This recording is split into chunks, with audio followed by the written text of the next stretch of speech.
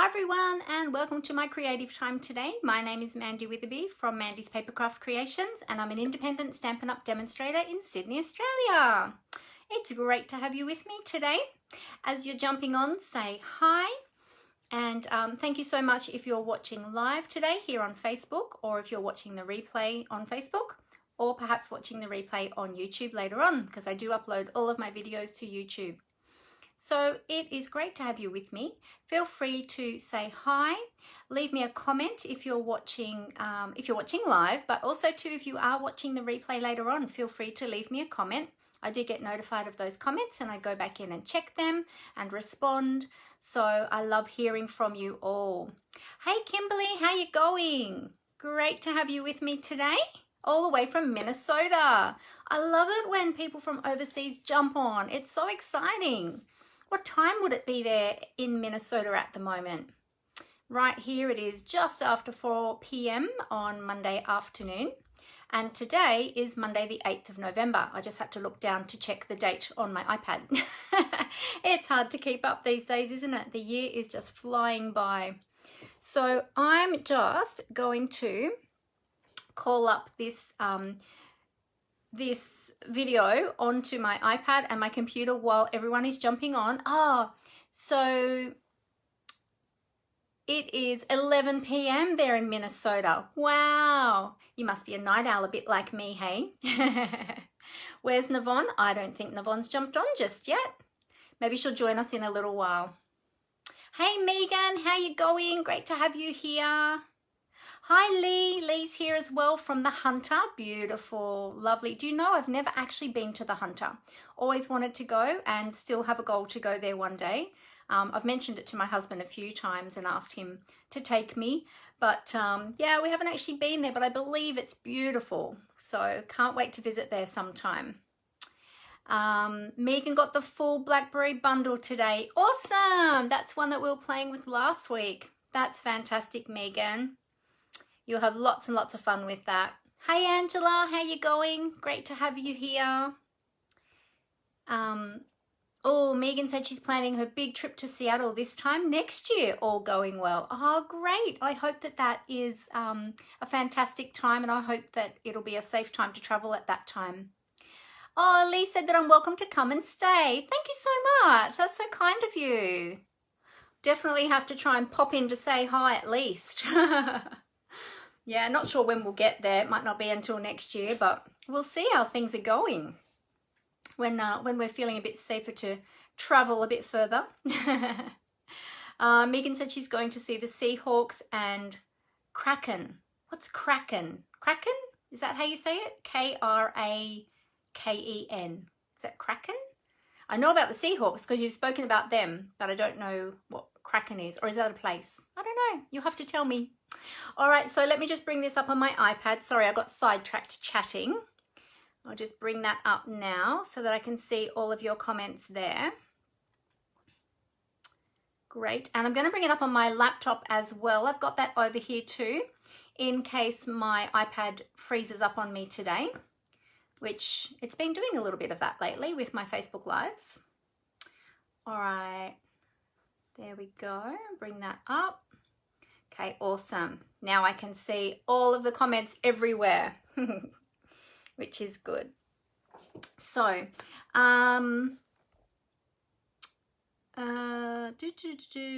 it's Seattle's new ice hockey team. Oh, well, there you go. Cool. You are a sports lover, aren't you, Megan? Love your sport. Oh, that's so cool. You have a wonderful time. All right, so let me just mention too, if you are watching this replay on YouTube, feel free to subscribe to my YouTube channel if you like what you see today. And I've got lots of other videos there too. You can go back and check them out as well. And while you're there, so the subscribe button is just down on the right-hand side below the screen, or below the video, and right next to there is a little bell icon. If you click on the little bell icon, you can select to receive all notifications whenever I upload a new video, so that way you'll be sure never to miss out. So that would be great if you did that too. So feel free to give me some thumbs up, some hearts. Feel free to share this with your friends as well. If you have friends who you think might enjoy my videos or enjoy what I have to share today, we are going to be making a beautiful Christmas card today.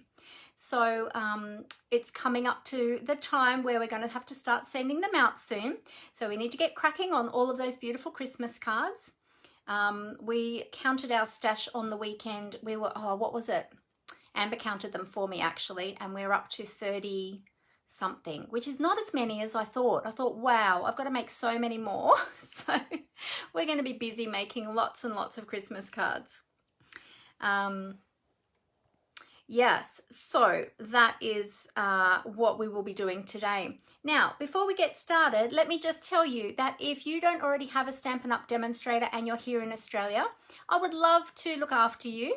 So feel free to reach out to me. And if you need catalogues, I'm happy to send catalogues to you. We've got our big annual catalogue, which is bumper pack full of lots and lots of things. We've got stamps and dies and punches and all your tools, inks, paper, what else? Oh, everything is in here. All the supplies that you'll need to get started are in here. Then we've also currently got our mini catalogue. Now this one goes up till the 3rd of January 2022, but we've got a lot of the Christmas products in here too.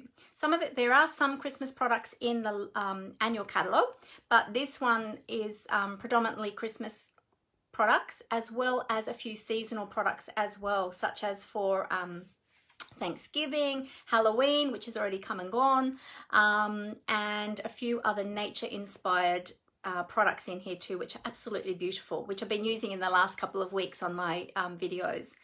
So check that out. If you don't already have those catalogs and you would like them, let me know. I'd love to send those out to you.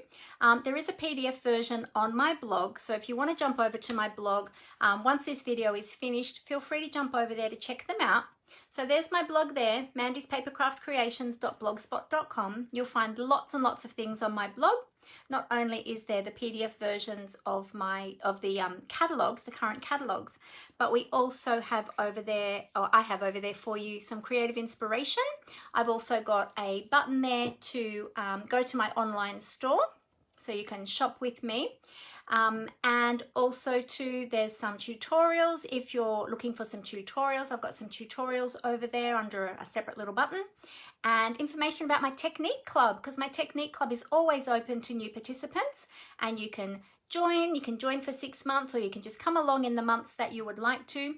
If you join for 6 months, you do get to have a bit of a shopping spree at the end of that 6 months if you attend for 6 consecutive months. But otherwise you can just join in whichever month you like to, depending on what technique we're looking at. So I'm about to announce my technique class, my technique club class for this month.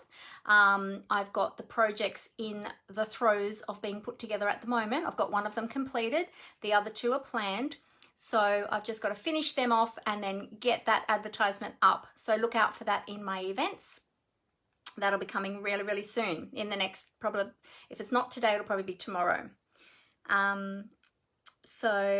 Oh, Megan said she did all of her tags with the new tag kit. Awesome. Aren't they brilliant?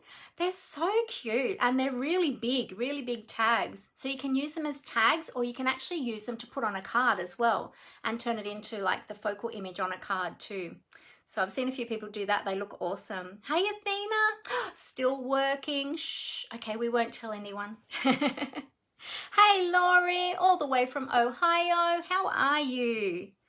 Great to have you with us today. So we've got a couple of US friends here today, which is awesome. Always fun to have you all here from overseas. Oh, Megan said her nephew will love the Santa tag. Fantastic. Oh, you just subscribed to my YouTube channel. Thank you so much, Megan. That's awesome. I really appreciate that. And I hope you enjoy my videos there. So let me tell you something really exciting. I really want to get these lights out of my face quickly. I've actually got a sore eye today. You might notice my eye is a bit red and puffy. I think I've got a bit of a sty or a little infection. I just started treating it last night, but it's yeah, it's quite sore, and I want to get the lights out of my eyes because they're hurting. And I'll be wearing my glasses when I tip the camera down. I was going to put them on when I started, and then I put them on, but then I get all the light reflection, and I thought that is going to annoy everybody that's watching. So I'm putting up with the light for you all until I tip it down, and then when I tip the camera down, I'll put my glasses on.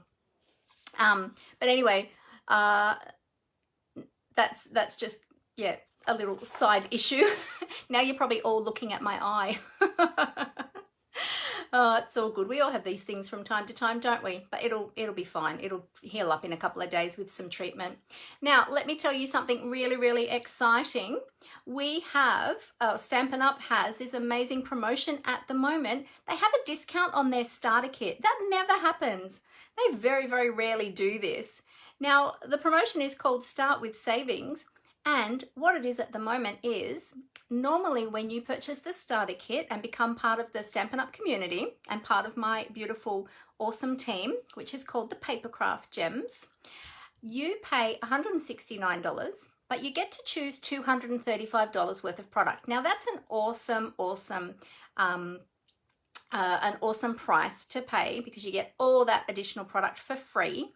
However, at the moment, you only pay $130. So Stampin' Up! Has reduced it to $130, and you can still choose $235 worth of product. So you're getting $105 worth of product absolutely free, plus you get free shipping still on that starter kit, plus then you'll get an ongoing 20% discount on all of your Stampin' Up! Products, which you can build up to 25% over time as well. So how awesome is that special? So if you are not already part of the Stampin' Up! Family, it's a really great time to join. It really is. $130. Now, you don't need to, if you join Stampin' Up! And you join my team, you don't have to sell, you don't have to run classes, you don't have to do Facebook Lives like I do or anything like that. You can simply join just to enjoy the discount, which a lot of my team have done, and that's great. And we have a fantastic time together. We've got a beautiful community of lovely people. Lots of friendships have been formed there, as well as some of those people in my team have met many other people from around the world in the Stampin' Up! Family. And it's super exciting because we all love our crafting as much as each other. And it's so exciting to be able to share that with other people, especially from around the world. Look, we've got a couple here from around the world with us today, which is really exciting. I love it. So if that is something that you might be interested in, if you've got a long wish list or you're a regular customer and you want to save yourself some money, then please consider joining at the moment. Now this special runs until the 30th of November, so you don't have to make a decision on the spot, but I would love to have you as part of my team and I would love to look after you. So please feel free to get in contact with me. You can send me a private message, or you can send me an email, or you can even call me. If you look at the top of my business page, you can click on About and you can get some information, some contact information for me there. And also too, I will add it to the description of this video, both here on Facebook and on YouTube, so you'll know how to get in contact with me. So look for that. It's super exciting to be part of the Stampin' Up! Family. It's lots and lots of fun, and I could talk about it forever and never get tired. But I might get tired, but I won't get tired of speaking of Stampin' Up! Because I love it. So look out for the Start with Savings promotion. Now I can help you with any of your questions. If you've got any questions or concerns, feel free to ask me, and I'm happy to chat through any of those with you. And as I said, no pressure to sell or anything like that. There's no lock-in period either. So if you decide that once you've joined, if you decide no, it's not really for you, not a problem. You can just go back to being a customer. There's no big issues. There's no exit penalties or anything like that. But if you do join at the moment in November, you've got until the end of April to make that decision. So you don't, even if you don't want to do anything between now and the end of April, totally fine. Or if you just want to enjoy the 20% discount from now until April and then leave again, that's fine. That's also fine. Not a problem too. So I would love to have you as part of my team. And we have so much fun together and lots of creative inspiration. And it's just a great community. So ask me more about that if that is something that you're interested in. Yes, Laurie, it is an excellent price to join. $130 here in Australia. is fantastic. And do you know what? I'll show you when we do our project today. I'll show you, because I did a little calculation this morning as to how much those products would add up to.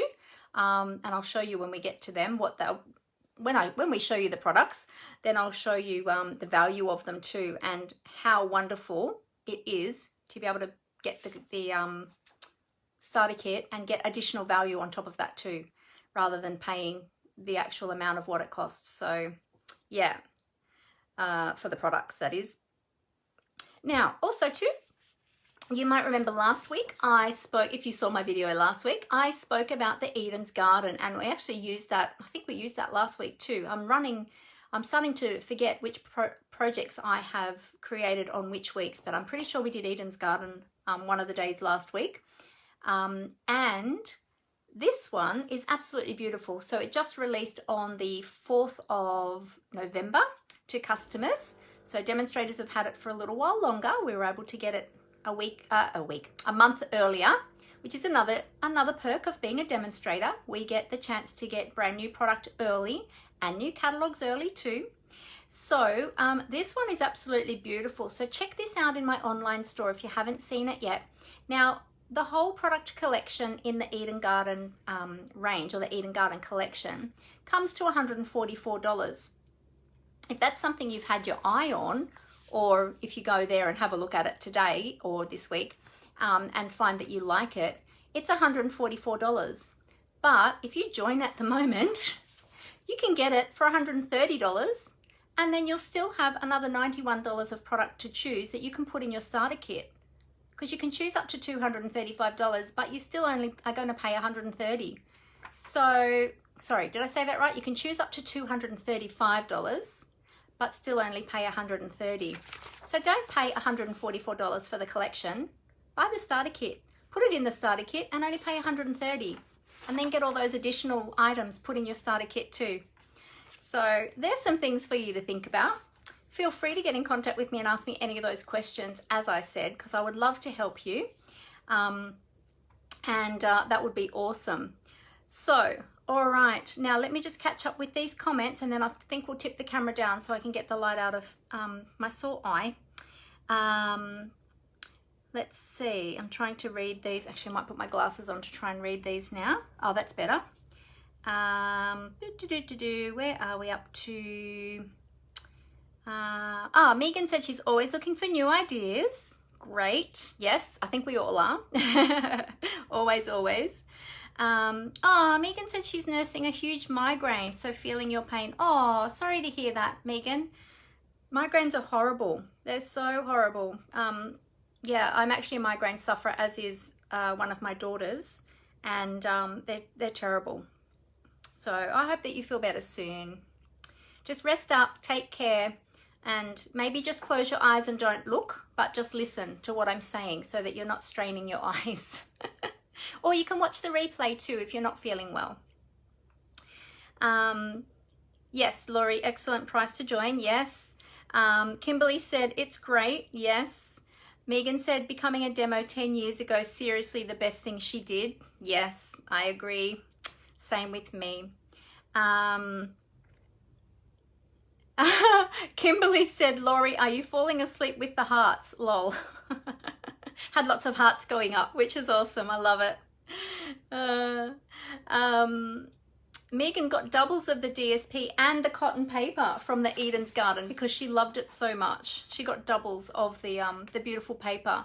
Sort of can't see it all on there. And the other, I didn't get it out actually. I do have another flyer that has all of the products listed individually. But you can't really tell on the flyer how beautiful they are actually, because one, my printer ink, or my printer is not printing very well. And so all the colors were really, what do you call it, pale. But when you see when you see the paper in real life, it's actually more beautiful than you think. So yeah, and the gems too. The gems are gorgeous. Yeah, oh, Kimberly did too. Kimberly did too. Yeah, Kimberly got some as well. Oh, I used it last Monday. Thank you, Megan. Thank you for reminding me. I thought I'd used it one of the days last week. I couldn't remember which day. And 3 packets of the gems. Yes, I've had a few customers actually who've bought multiples of the gems because they're really beautiful. I wish that they would carry them over into the next catalogue actually.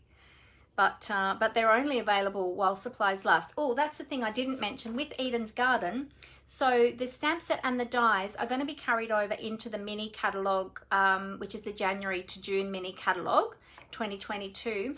But the papers and the gems, they are only available while supplies last. So if they are products that you love, be sure to get them ASAP as soon as possible, because yeah, they won't be around for very long, and they've been very popular. So we don't have a time frame. I think it's while supplies last. So as soon as they sell out, that's it, they'll be gone. Yeah. Oh, Kimberly said she did get a brief look at it. Very pretty. Oh, awesome. That's good.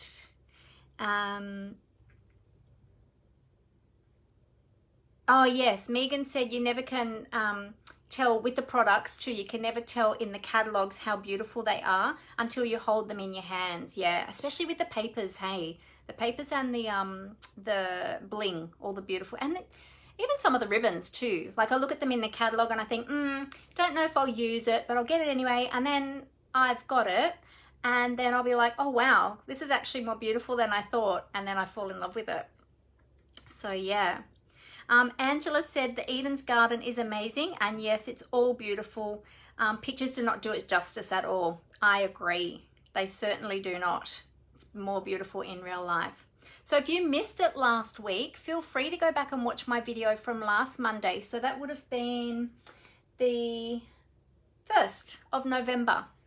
Go back and look for my 1st of November 2021 video when I did, I used the Eden's Garden. And I think I'd used it the week before as well in one of my videos too. So there'll be a couple of videos there with Eden's Garden. So check that out and you'll be able to see how beautiful it is. But even on camera, it's hard to tell how beautiful it is. Kimberly said maybe I need the paper and the gems. Yes, you do, Kimberly. It's beautiful. It's so pretty. Check out if you missed my videos, Kimberly, check them out. That might give you a bit more of a glimpse into how beautiful they are. All right.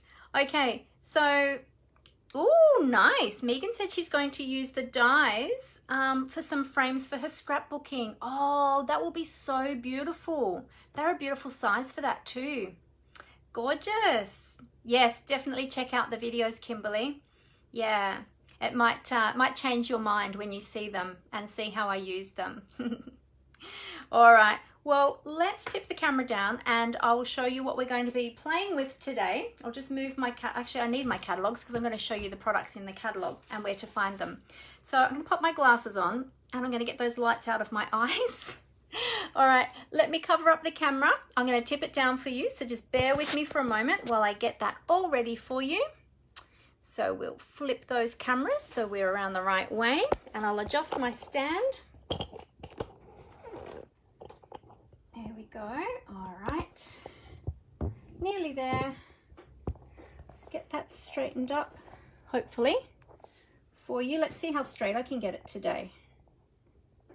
Sometimes I get it really straight first go, and other times I've got to keep tweaking it to get it straight. So let's see how we did today.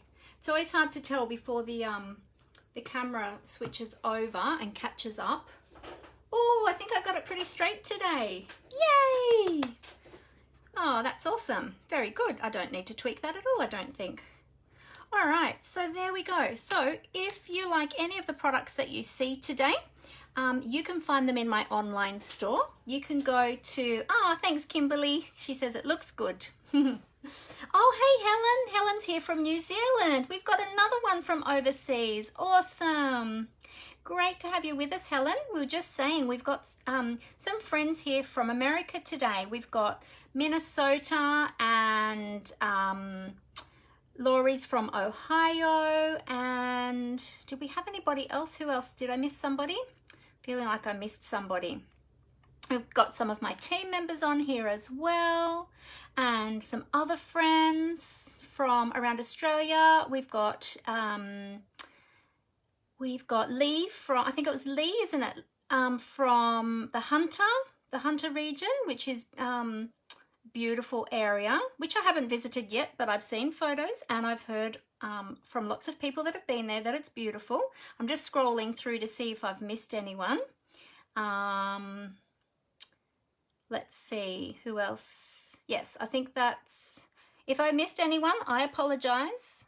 There's lots of names on here, so it's hard to keep up. Hey Michelle, Michelle's here too. Michelle's on my team. It's great to have my team members and friends along as well. Michelle and I have actually known each other for many, many years. We've known each other since we were little children because we used to be neighbours many, many years ago. And yeah, so we have reconnected after many years apart. And now she's part of my team, which is so exciting. I love having Michelle on my team as well. So yeah, so there you go. That's another little side story. I like telling stories. True stories. Now let me get back to my blog and my website. So my blog, as you see, here is mandyspapercraftcreations.blogspot.com. Lots of creative inspiration on there. When you go there, you might see just 3 or 4 blogs, and then you can click on see more to drop down some more blogs as well that you can see there with lots of creative inspiration. So just clicking on see more. I think it brings up about 4 at a time on there, but there's lots and lots on there. Lots of other things over there, but also my shop button and also my join button. If you would like to join my team as well, you can go there and click on that, or otherwise ask me for help or ask any questions that you might have about becoming part of my creative community. Now also too, if you are shopping with me, be sure to use my host code. This is my November 2021 host code. So be sure that you're shopping with me, and all orders receive a lovely thank you card. And if your order is over $50 when you've used the host code, you'll also get a thank you gift from me. So I love to look after my customers as well as my team. And yeah, so be sure to use that. All right, so today we are going to be using some products from both catalogs. Well, the main products that we're using is actually from the annual catalog, and we're going to be using some ribbon from the mini catalog. So I thought I'd show you where you can find them.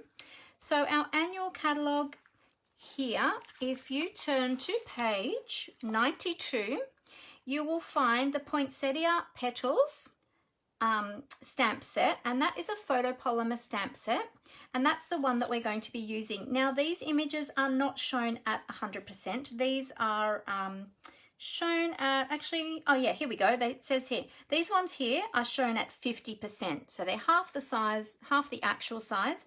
These two here though are shown at 100%. So that gives you an idea of the size. So that's that one there.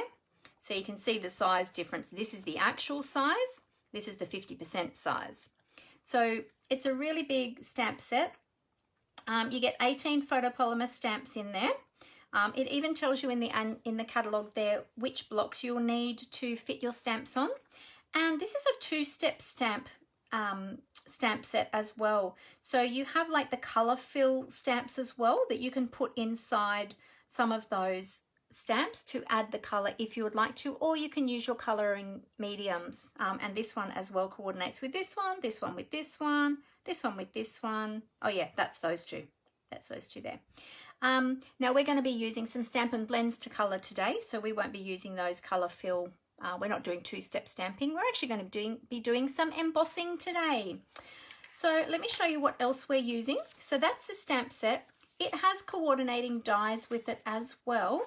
Now the dies are purchased separately. They don't come together as a bundle. So this is the Poinsettia Dies. This is just a small image of them. I'll show you the real thing up close. So that I just want to show you where to find them. And this is on page 165 of the annual catalogue. Or you can just look it up in my online store if you just put in Poinsettia, and all the Poinsettia products will come up so you can see them there.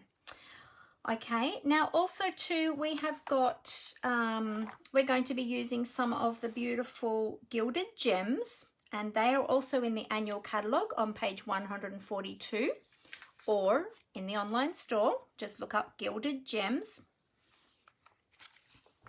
And the designer series paper that we're using is also from the annual catalogue. I haven't been using many of the annual catalogue products lately, so I thought it's time to go back and use some. So we're using the Tidings of Christmas 6x6 designer series paper, and this is a beautiful paper pack for your Christmas projects, and you get 48 sheets in the pack. So that's the Tidings of Christmas, and that's on page 133 of the annual catalogue. So they're the products that we're going to be focusing on. The cardstock, if you're looking for the different colours of cardstock, you can go to pages 122 and 123 to find all of the colours there. So they're listed in colour families. So we've got the Brights collection, the Neutrals, the Regals, the Subtles, we've got the Basics, and then we've got the in colours down here. And the in colours, we've got two in colour groups or two in colour collections. We've got the 2021 to 2023 and the 2020 to 2022. So these ones are going to be going next year, and a new set of 5 will replace them, and then these ones will carry over for an additional year. So there's always a new one coming in, a new group coming in each year. So they're all the collections. Now the cardstock we're going to be using today is from the In Colour 2021 to 2023, and we're using the Evening Evergreen. Now, just so you know, you can purchase the cardstock in the individual colours, and you will get a pack of 24 sheets of A4 here in Australia. In America, I believe they are letter size, so they're a bit different in sizing to what we have here in the South Pacific, and I believe also Europe uses the same size as what we do.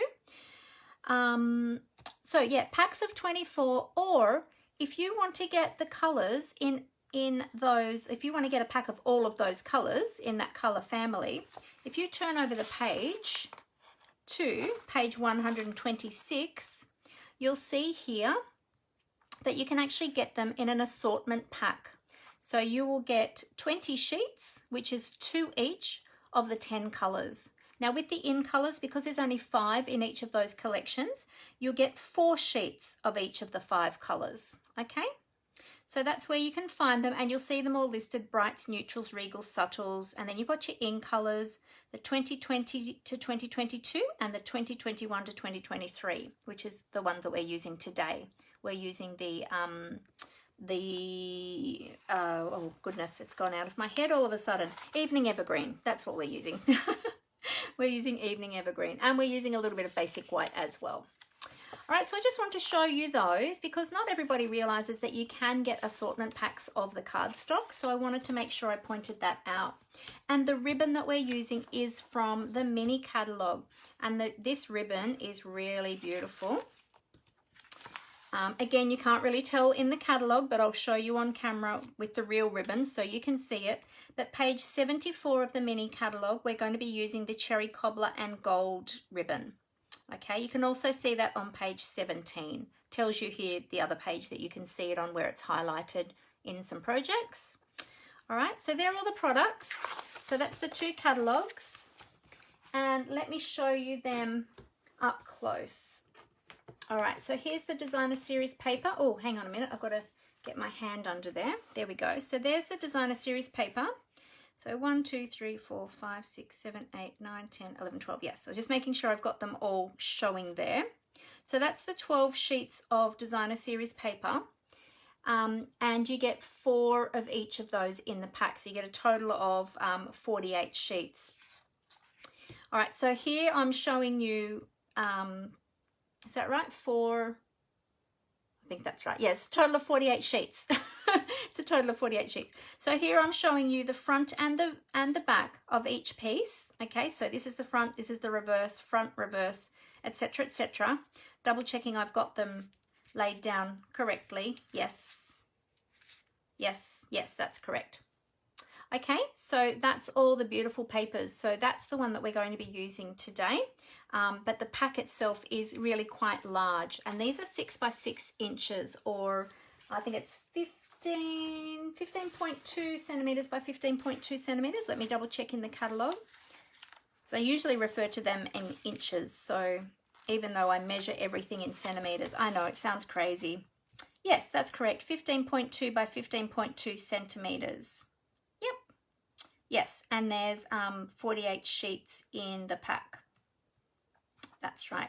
So you get, so there's 6 double-sided designs and you get 8. There you go. You get 8 of each of those 6 double-sided designs in the pack. So there you go. All right. Here's the stamp set. I will show you the project in a minute.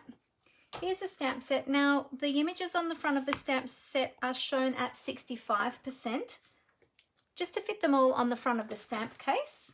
But you'll see when we go to use them that the stamps are much larger than what they look. So this is the large poinsettia that we're using today, and that's the actual size of the stamp. So you can see how it is quite a lot larger than the image there on the stamps.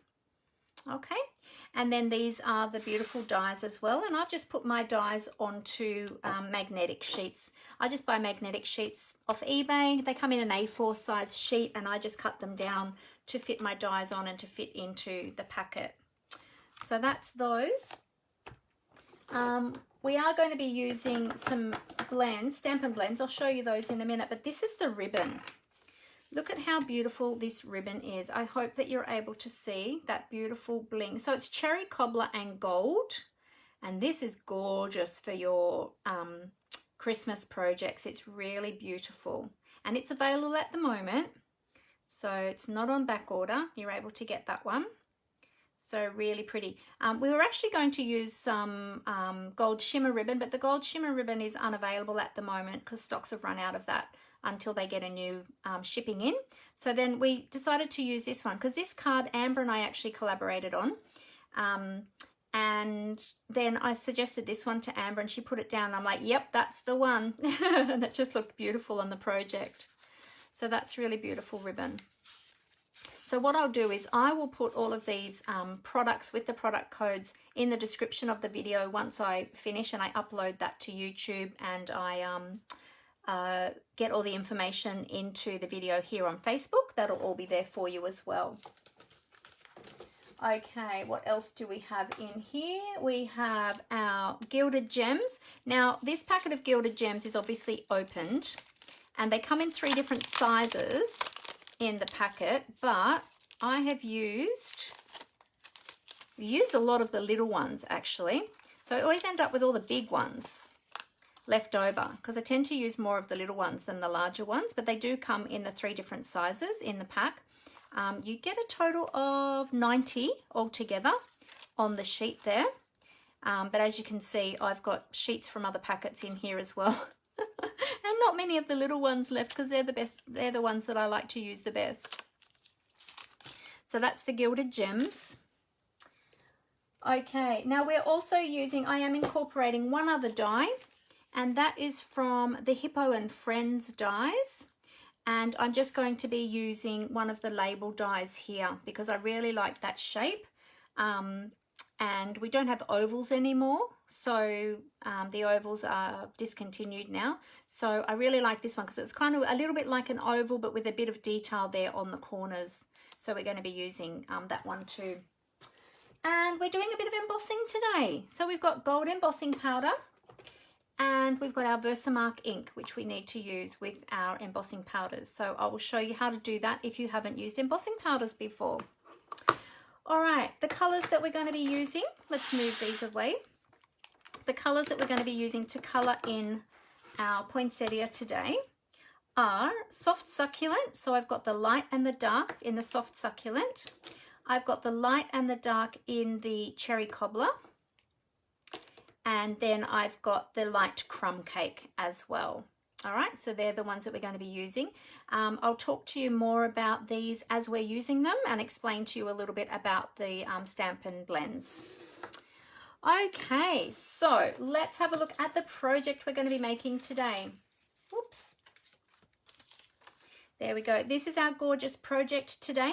Now, the gold embossing on there, when I lay that flat, it probably doesn't show up too much on camera with the gold, but if I hold that up to the light, let me just direction that light onto there. Can you see that gold shimmer on there with that gold embossing powder? Isn't that gorgeous? And you can see that gold shimmer there in the ribbon as well. So they coordinate really beautiful together. So hopefully you can see that on there. And we've got the sentiment embossed in gold as well. So when you're using embossing, if you haven't used embossing before, embossing powder, it's like magic. The first time I saw it, that is what got me hooked on card making. So that's the project we're going to make. So let's go ahead. Hey, Kelly, how you going? Great to have you here. We are just about to start on our project today, so good timing.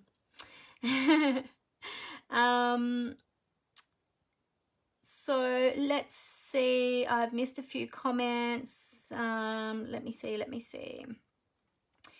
Oh, Megan said this one's been on and off her list for ages. Have had so much Christmas stuff and doubt she'll end up getting it.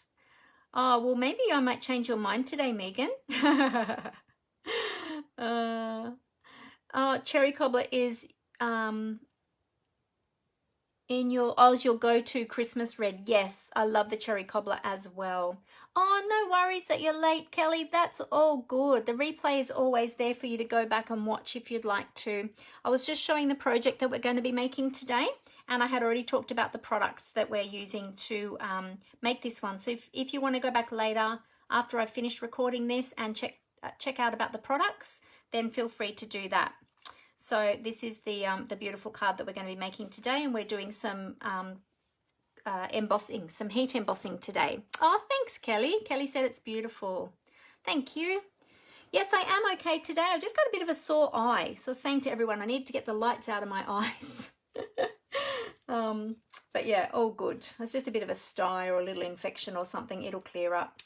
All right, so I have got all the bits and pieces here to put together the card, and I'm going to tell you all of the dimensions of the pieces. So if you would like to recreate this card, you'll have all the measurements to be able to do that. So let's start first of all with our base, our card base. So this is Evening Evergreen. It's one of our in colors. And this is half a piece of A4 cardstock. Okay, so we've cut it in half across the width of it. And it measures 21 centimeters by 14.85 centimeters, and it's scored and folded at 10.5 centimeters. Okay, then we use our lovely bone folder. Let me find my bone folder. Here we go. We use our lovely bone folder, and we just burnish the folded edge. That's what we call burnishing. Just basically pushing that down and making that fold nice and crisp, and that helps our card to sit really lovely. All right, then we've got a piece of basic white. Actually, our card is going to go this way. It's going in landscape orientation. Then we've got a piece of, oh, no, not that one. This one. No, this one. Which one is it? This one. Trying to work out which one is for which. Oh yeah, this one. So this one is 14.85 centimeters by 5 centimeters, and that's going to form a little border piece along there. Then we've got a piece of the Tidings of Christmas Designer Series paper, and this is in the beautiful Sahara Sand, which is a beautiful color. I love this color, very nice neutral color. And this one measures 14.85 by 4.6 centimeters. And that one's going to go down like that. Okay. Then we're going to have, it's actually going to go down a bit lower. Then we've got our metallic ribbon, which is an 18 centimeter strip, and we're going to use an extra little piece for a bow. So on my original card, I didn't have a bow. I just put a strip down, and you can certainly do that if you want to. But I thought with this one, I might see what it will look like with a bow. It might be too much, so I might not actually use it. But I thought instead of doing a full bow, I'll do like a knot bow. So if I remember when we get to that stage, I'll give that a go and see how that looks, but it probably doesn't really need it. I think it looks beautiful just as it is. I don't know. We'll see what you all think when we get to that stage, see what you all like. All right, then we've got a piece of basic white, oh, this one here, basic white for the sentiment, which is 10.5 centimeters by 5.5 centimeters. And then we're going to die cut that one with our beautiful label die from the Hippo dies. And then this one, This is thick basic white, and the reason we're using thick basic white is because we are going to colour it with our Stampin' blends. And I find because of the absorbency of the alcohol in the Stampin' blends, it's best used on thick cardstock. So this is the thick basic white, and this measures 14.85 by 7.5 centimetres. And then we've got our Gilded Gems, as I said. We're going to use a few of those as well, just to bling up our card at the end. All right, so what we're going to do is we're going to start with our stamping first, our stamping and embossing. All of these pieces I'm going to pop to the side so that we can give our stamping and our colouring a little bit of time to dry before we put everything together. Okay, so let me just pull out all of my stamps here. So we're actually just using, it's quite easy, this one actually, we're only using 3 stamps from that beautiful stamp set. So as you'll see, there's lots and lots of stamps in this stamp set, 18 different stamps, and we're only going to use 3 of them today. So this is just one idea that you can do, and we're using this one here. As I said, the images are only shown on the case as 65% of the actual size. This is the actual size here, so you can see the difference.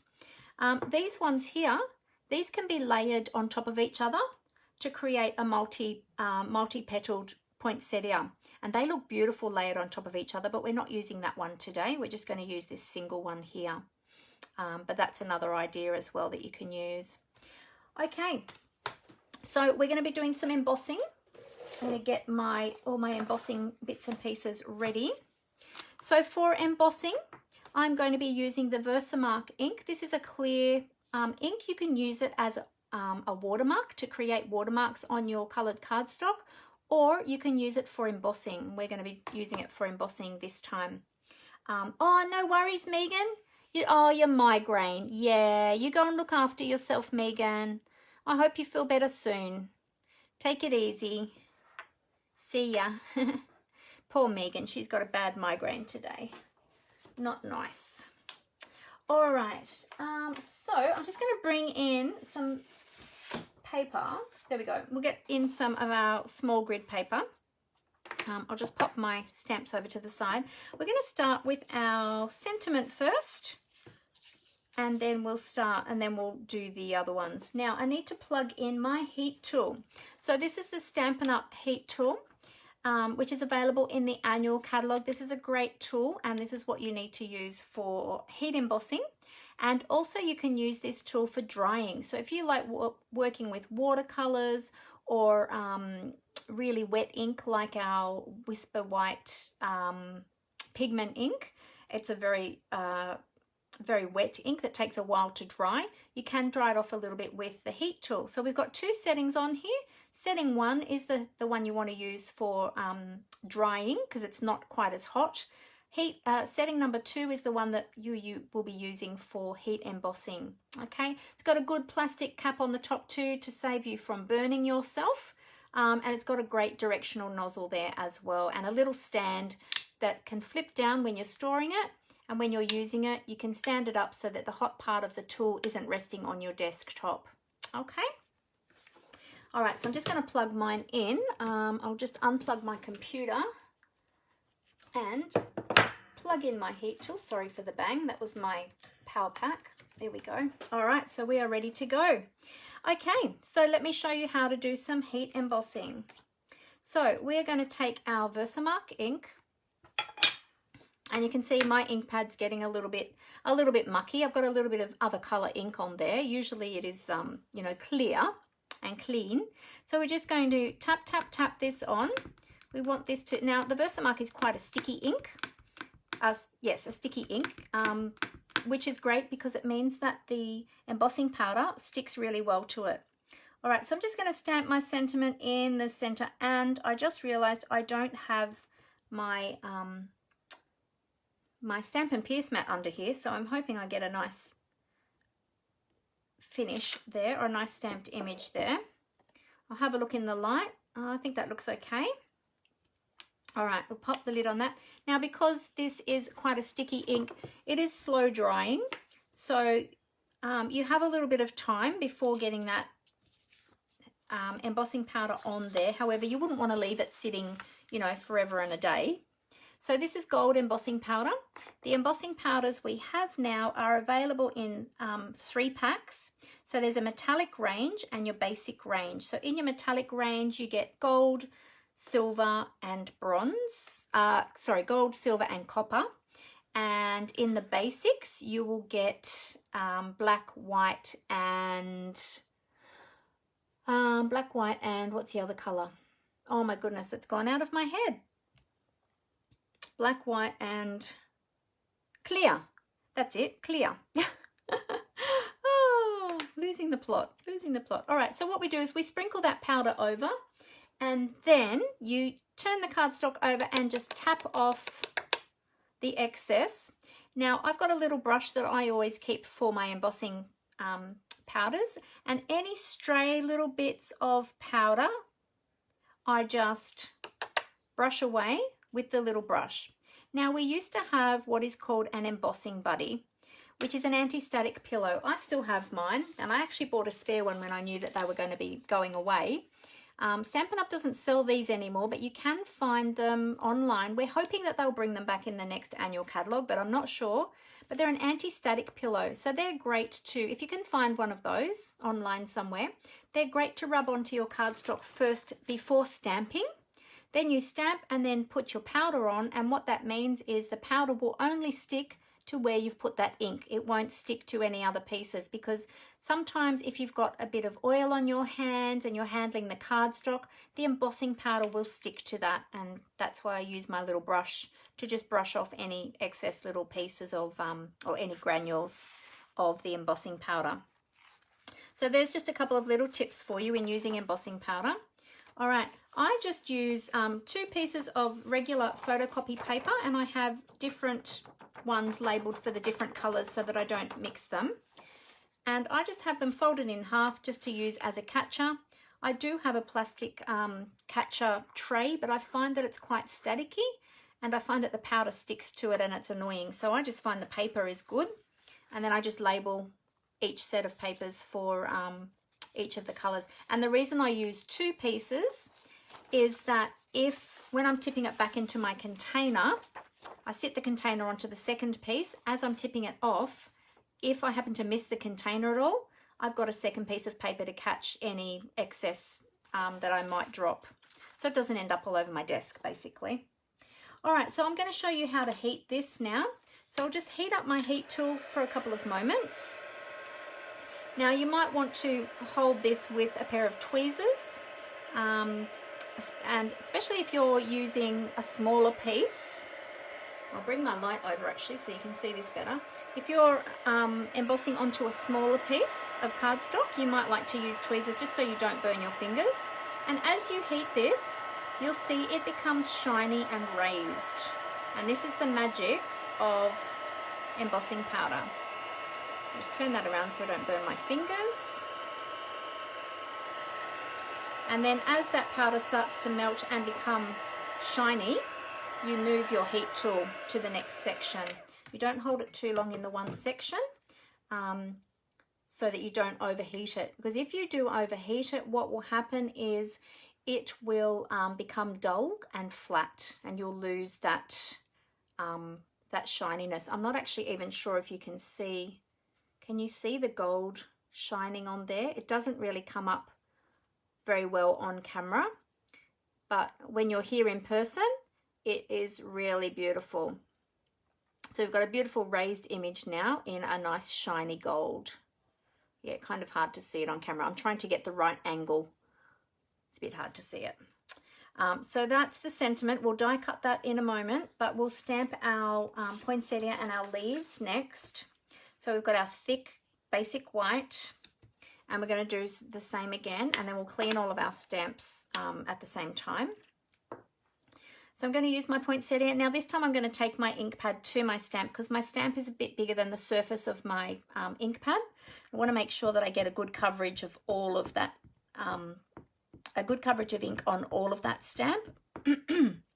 So just go tap, tap, tap. I'm not pushing the ink down into the stamp, because if I do that, I'll get excess ink and I'll lose the definition of the stamp.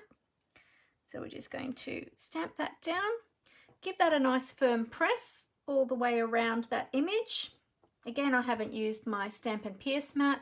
If you use your Stampin' Pierce mat with photopolymer stamps, you do get a better image. I'll just grab mine actually for the leaves. There's mine.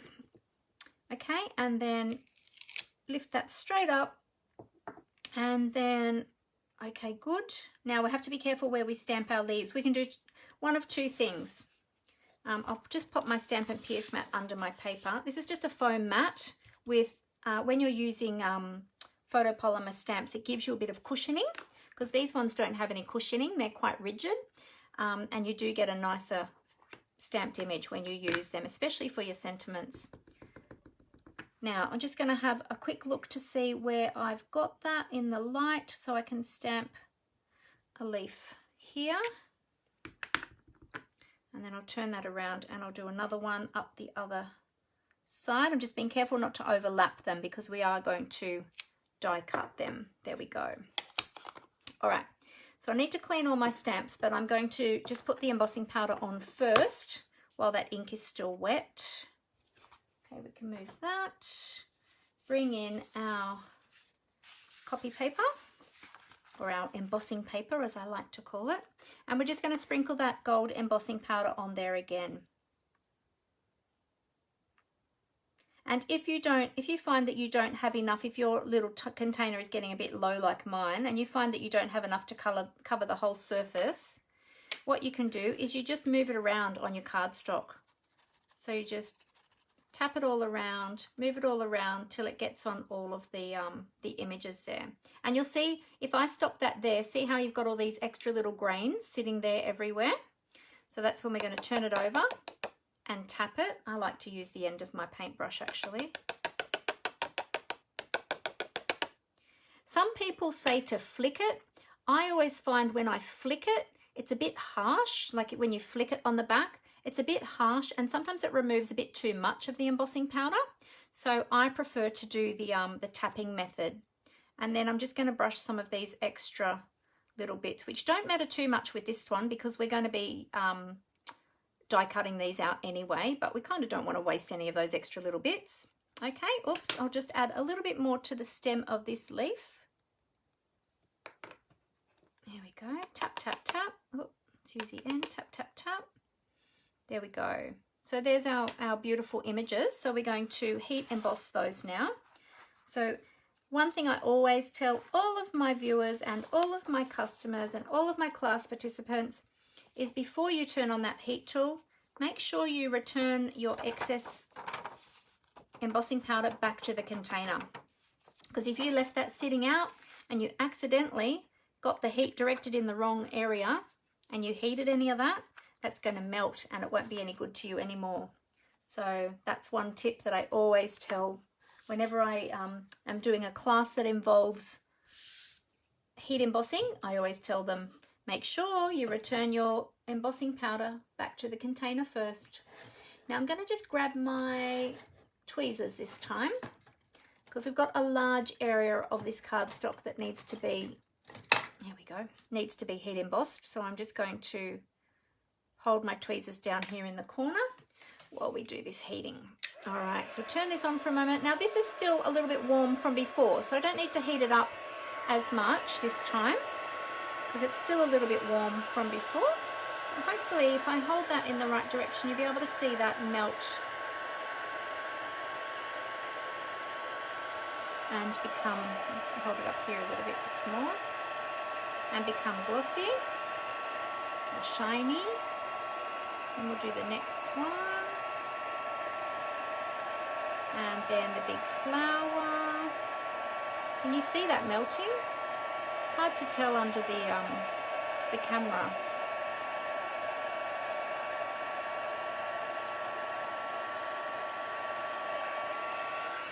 There we go. So it doesn't take very long. It's a fairly quick process. Now you need to just let that heat embossing cool down a little bit before you touch it because it will be hot, and one, you don't want to burn yourself, and two, you don't want to smudge it. So you just set that aside for a few moments to cool down a little bit. I'm really having trouble getting the light to hit that in the right spot for you so you can see how shiny it is. Actually, you can see the shine on the one that's sitting on the desk. So maybe you can see it better if I have it down there on the desk, actually. Okay, so that's heat embossing for you. Now, we'll give those stamps a clean. We want to make sure that we look after our stamps.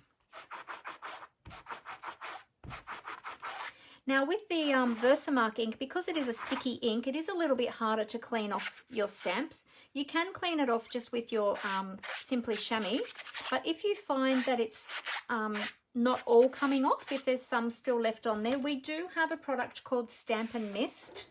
I'll show you what it looks like. So this is an old bottle, so the labels have been updated. The labels are now black and white. So this is an old bottle, and I get the refill bottles and I just fill this one up.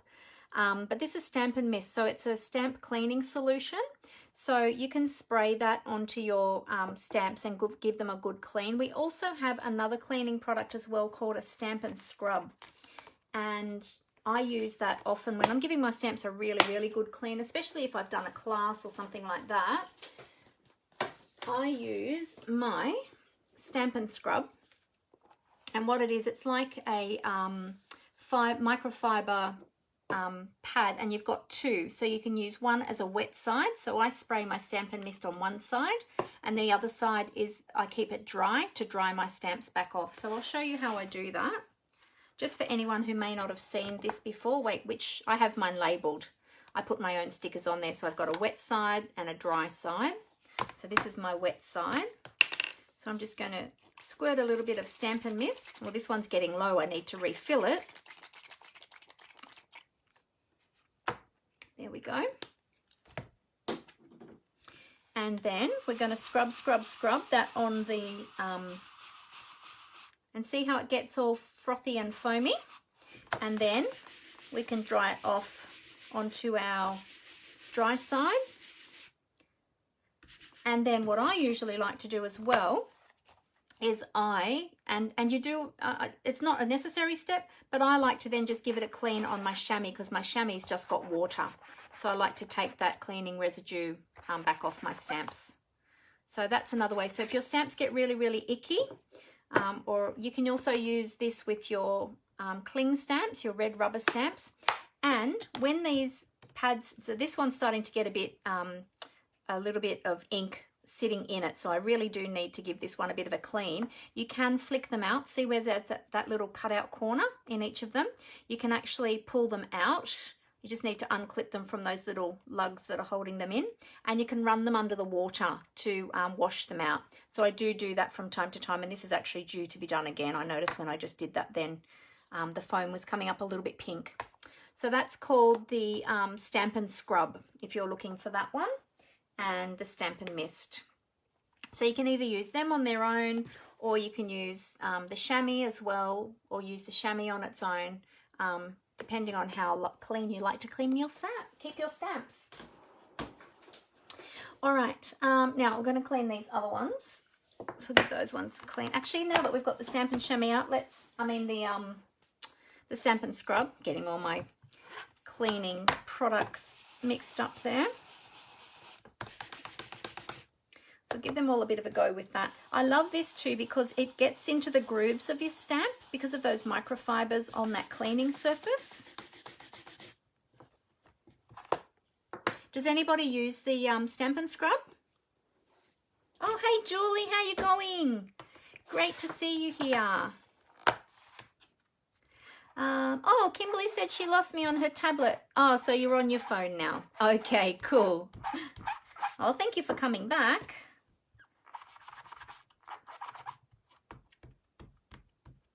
There we go, nice and clean now. Alrighty. Okay, so what we're going to do next is we are going to colour in our images here before we do all our die cutting.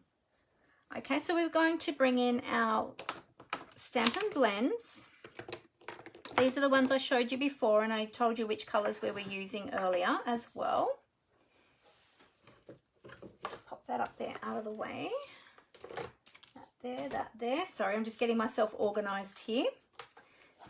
Okay, so what we're going to do is we are going to just color these images, and then we're going to do all of our die cutting at the one time. So we're going to start off with our leaves. Now I've got the light and the dark in the soft succulent, and I'm going to do a little bit of blending. If you want to just use a single color or a single tone of a color, that's totally fine too. I like to use a bit of Stampin', a little bit of blending, so that you get a little bit of definition of color, a little bit of shading in your stamped image. So that's what I'm going to be showing you now. Julie said yes, that's what she uses to clean her stamps all the time. She's got her Stampin' scrub. Awesome. Thank you for the tip about rinsing it under the water. Would you let it dry before putting it back in the Stampin' scrub? Excuse me. Yes, it does tend to hold a little bit of water. So what I tend to do, Julie, is I wash mine out, run it under the water, and until the water runs clean. I sometimes give it a bit of a scrub with my fingers. And then once that water is run clean, I then run my hand over it to sort of squeeze out any excess water. And then I leave it to sit out on, say, a hand towel or something like that for a little while, just to dry out a bit before putting it back into my Stampin' scrub. Because once you put it back in, or you can put it in and then maybe leave your Stampin' scrub open, I just like to leave them to dry out a little bit before putting them back in. But it does depend, because one side of your Stampin' scrub is usually a wet side anyway. So you could put that side in and leave the other one that is your dry side, leave that one out to fully dry so that you've still got your wet and your dry side. Hopefully that makes sense. Yeah. Oh, thanks, Kimberly. Kimberly said beautiful card.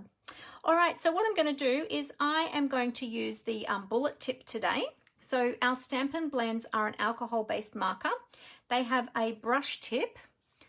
Oh, and the lids clip on very tightly. So they have a brush tip, and then they also have a bullet tip. There we go. Okay, and you have a little image on here to show you which end is which. Sorry, I'm holding that around the wrong way. Which end is which, and it also shows you a thin line and a thick line. The lids have got little grips on them, which helps you to take them off. They do clip on very tightly, and that is because these are an alcohol-based marker, and you do really want to make sure that they clip on really tightly so that you don't they don't dry out. Because they're alcohol-based, they can dry out quite quickly. Now, when you're coloring on, oh, good, I'm glad that makes sense, Julie. Awesome. So now I'm going to use the light color. I've just laid down a little bit of the dark color, and now I'm going to lay down a bit of light color. Now, when I'm normally coloring any other ordinary stamped image, I just would color over the black lines and I wouldn't worry. But because we've embossed this in gold, if we were to color over those gold lines, it will hold a bit of that color and it will take away from the gold and make that gold a little bit dull. So I'm trying just to color within each of those little sections at the moment. So it is a little bit of a slower process. So you just need to be patient, and hopefully you'll be patient with me today as I do that. But yeah, that is why I'm not just coloring over the whole lot, and I'm doing little sections at a time. Because as you're blending those colors too, you want that color that you're blending into to still be a bit wet, so it'll blend better with the lighter color. Okay, so I've done half that one. We'll do the other half now. So a little bit there, just at the base, sort of in near the spine of the leaf.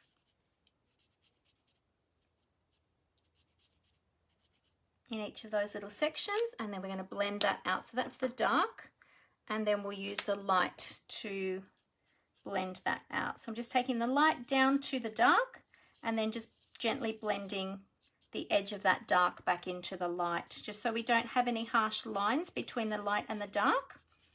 We want to just blend the edges of that dark, and you can even drag a little bit of the dark up into the light to sort of give more of a graduated effect, or a bit of an ombre effect. There we go.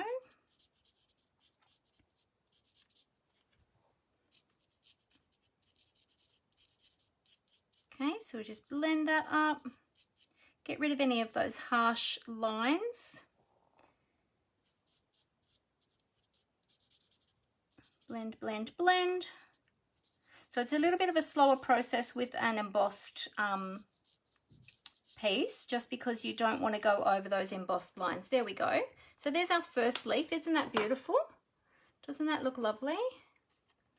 See how we've got the darker color in towards the center there, and even when I'm looking at that now, I could even probably blend that out even a little bit more with the light. And as that dries, as that ink dries, that'll actually lighten up a little bit too. When it's wet, like with any ink really, when it's wet it does look a little bit darker, but it lightens up on drying. So there we go. Okay, so we'll do the same with the next one. Okay, sorry, just slipping off my my shoes. I'm getting a little bit hot under these lights.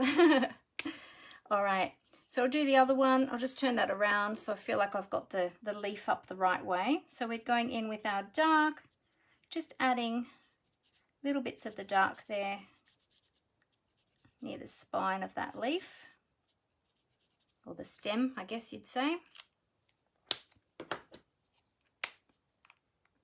Another thing too is the lids do nest together.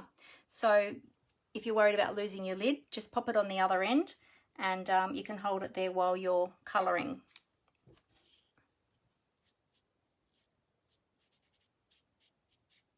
There we go. So just draw out that colour there. Now, of course, with any of these Stampin' blends, you can also blend colours together. So you can blend different colours together. So if you wanted to add a deeper green or a different tone of green into these leaves, you certainly could do that as well, and then just blend the colours together to give a different effect. You can do that too. I've done some before where I've used yellows and oranges together and a bit of red in there, or Calypso Coral, and you get really beautiful effects when you start blending colours together. But for my videos, I like to keep it fairly simple for you all. Because sometimes there's people on here who haven't used these before or don't feel confident to use them, and so I like to just keep it fairly simple for everybody. There we go. But yeah, certainly experiment with them, blend a few different colors together and see what sort of color variations you can achieve. They're really fun.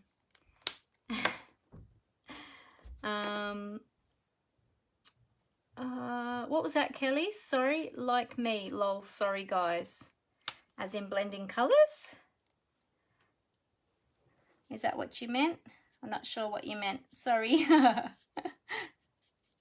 There we go. Oh, new people like you. Is that what you meant, Kelly? Yeah, Kelly's new to, Kelly is new to card making. However, she's not new to crafting. Yes, for the newbies. Yeah, newbie like you, Kelly. Teaching you some new tricks here. Hopefully giving you some inspiration along the way. Kelly does make beautiful other crafty items. So she hasn't made cards before, although she has just started making cards, and she's been doing a beautiful job of her cards that she's been making. But she's learning all the tricks now. Oh, definitely inspired. That's awesome, Kelly. That's great. I'm doing my job well then. I love to inspire people to get creative. There we go. All right. Okay, so there's our next one. So we can blend those out a little bit more. As you look at them, as that colour sort of starts to dry, you can see where you might need to just blend the colour out a little bit more. But obviously the more colour you lay down, the heavier that colour is going to get. So you don't want to overwork it either. So we'll let that dry a little bit and see how that's looking. Great. Oh, I love the when you see the finish of the Stampin' blends in person, they are just beautiful. Like, it's really hard to capture it on camera, but in person is a different story. All right, so for the center of the flowers, I'm just going to use the light crumb cake. So just for those little stamens in the middle. If you want to, you can add little gems to them. Now in real poinsettias, they're usually a yellowy green color, but with the color that we have for this one, the yellowy green color just wasn't really looking nice. So Amber and I were talking about it, and we sort of decided that maybe going with a neutral color, which will also match in with the neutral color of the designer series paper as well. So that's why we went with that one. But yeah, you can make it as realistic as you like, or you know, change it up a little bit too. All right, so now we're going with the cherry cobbler. Now this is the dark cherry cobbler. It is quite a dark color, so you don't want to lay down too much of the dark cherry cobbler because it is really quite a dark color. And for this one, I'm probably just going to do a couple of leaves at a time, just to make sure that that ink stays wet while we blend out those colors. There we go. So you can hear me snapping the lids on and off. They need to fit really tightly just to keep that ink moist in the pen. So the Stampin' blends do last a fair while, but you just have to make sure that you do cap those lids straight away as soon as you finished using them, so that the ink doesn't dry out. So if you look after them, they'll last you well. Also too, when you're using the brush tip, it is a soft brush, so just don't be really harsh with it. Just be really gentle when you use it. You only need a really light touch with these Stampin' blends. The bullet tip is a bit more sturdy, but the brush tip is quite soft. So just don't be too rough with it when you're colouring, or be careful about colouring it onto like textured surfaces and things like that. The beauty of the alcohol blends, or the Stampin' blends as well, is that you can also use them not only for colouring your beautiful images, but also for colouring non-porous surfaces. So you can use it on your ribbons. Well, most of the ribbons are porous, but you can use it also on your embellishments to colour your embellishments. So if you've got plain coloured embellishments, or you want to change the colour of your embellishments, you can use your Stampin' blends to do that, and they actually dry on those surfaces. So I've done that quite a bit with mine, and it's really, they're really a versatile tool, colouring tool, these ones. So get in there to some of those darker areas. Basically what you're doing, like, I'm no artist, I never did very well at art at school, actually. But basically what you're doing is you're just wanting to create a bit of shadow. So wherever you, like if you're really good at painting or something like that, and you're really good with, or if you're really good at drawing and that's your talent, use that talent to just work out where your shadows would be, where your darker parts would be. And that's how you would use the dark colours incorporated with the lights. Hopefully that makes sense. I don't paint or draw. I draw stick figures, and that's about that's about as far the extent of my drawing. But yeah, so I'm certainly no artist, but these Stampin' blends are just so easy to use, even if you are not an artist. They make you look really professional because they're so easy to use. So yeah, I really love them. So bear with me while I just colour this. Kimberly said, I know it's the Poinsettia one, but forgot the name. The stamp set, it's the Poinsettia Petals. That's the name of the stamp set. That's from the annual catalogue. Yeah. Thanks, Kelly. Kelly said, wow, and just lovely. Oh, that's good. Julie said, I came on late, but what stamp set is this you're using? Yeah, that's the one, the Poinsettia Petals from the annual catalogue, Julie. This one was actually available last year in the mini catalogue, actually, and they carried it over, which I'm really pleased that they did, because it's a beautiful stamp set. Yeah, it is beautiful, isn't it, Kimberly? We both said that at the same time then. Great minds think alike, hey? So they say. So just laying down a little bit of that dark there.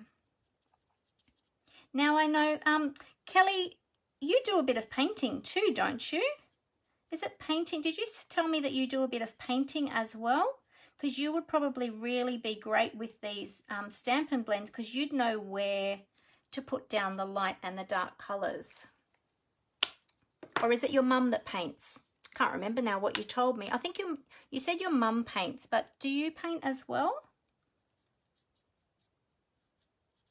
Remember you said you used some watercolours. You were doing some watercolouring the other day. Watercolouring is another beautiful technique. This poinsettia would look beautiful in watercolours too, actually. Yep, you do. Awesome. So you will love these Stampin' blends, because you'll know exactly where to lay down your dark and your light shades. I can't wait to see what you create with these. It's going to be beautiful.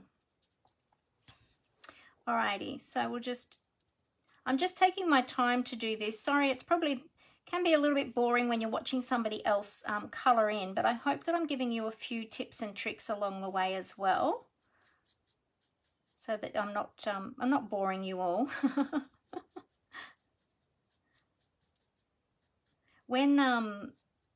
When these first came out, so originally quite a few years ago, so the Stampin' blends have been around for a while now, but many years ago there was another product that Stampin' Up had called, I think they called them Blendabilities many years ago, but there were a few, they ended up pulling them because there were a few issues with them.